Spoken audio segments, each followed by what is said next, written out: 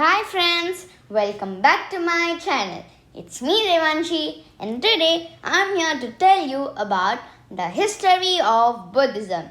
Before we start, I would love to wish you all a happy Wesak day. So let's start.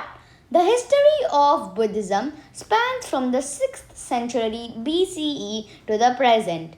Buddhism arose in the eastern part of ancient India in and around the ancient kingdom of Magadha, now in Bihar, India, and is based on the teachings of Siddhartha Gautama. When Gautama passed away around 483 BC, his followers began to organize a religious movement. Buddha's teachings became the foundation for what would develop into Buddhism. In the 3rd century BC, Ashoka the Great, the Mauryan Indian emperor, made Buddhism the state religion of India. Buddhist monasteries were built and missionary work was encouraged.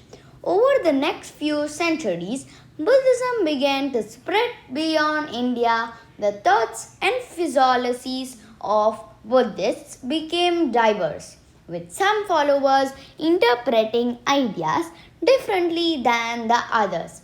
In the 6th century, the Huns invaded India and destroyed hundreds of Buddhist monasteries.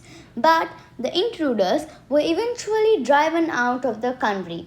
Islam began to spread quickly in the region during the Middle Ages, forcing Buddhism into the background. So, this is all about the history of Buddhism. And one more time, I'm wishing you a very, very lovely and happy Wesak day to everyone. Thanks for watching my video. If you like my video, please like, share, subscribe and click on the notification bell so that you can get every video I upload.